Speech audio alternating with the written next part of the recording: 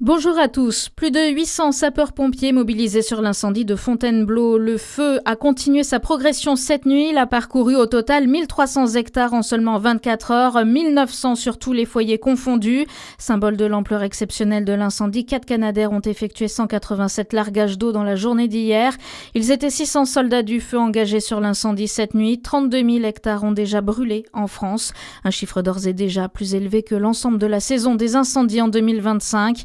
2 personnes sont suspectées d'être à l'origine du feu à Fontainebleau. Elles ont été interpellées. Pedro Sánchez appelle à un grand accord européen. Le président du gouvernement espagnol a appelé hier à un large accord face à l'urgence climatique à l'occasion de sa visite au poste de commandement avancé de l'incendie de forêt en Andalousie. Le changement climatique tue, a-t-il déclaré. 5 Britanniques, 3 Belges, une Française et un Espagnol font partie des 13 victimes de cet incendie, ont annoncé les autorités. En France, 26 départements placés en vigilance rouge canicule aujourd'hui. La vague de chaleur régresse petit à petit. Depuis hier, 11 départements sont passés de la vigilance rouge canicule à la vigilance orange. Mais 58 départements resteront en vigilance orange à partir de midi. La sortie de la totalité des départements en rouge est prévue demain à 6 heures.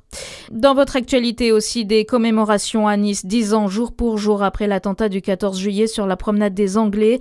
Un hommage national est prévu en fin de journée, présidé par Emmanuel Macron. 1 minute de silence sera observée en hommage aux victimes de l'attentat de Nice avant le match France-Espagne. Une forte mobilisation policière pour assurer la sécurité du défilé du 14 juillet. Selon la préfecture de police de Paris, 7000 policiers et gendarmes seront mobilisés, 5000 effectifs de la préfecture, 2000 policiers et gendarmes issus d'unités de forces mobiles et 2000 sapeurs-pompiers de Paris seront sur place. Et puis les coureurs du Tour de France reprennent la route aujourd'hui. Une étape entre Aurillac et le Lioran. Bonne matinée.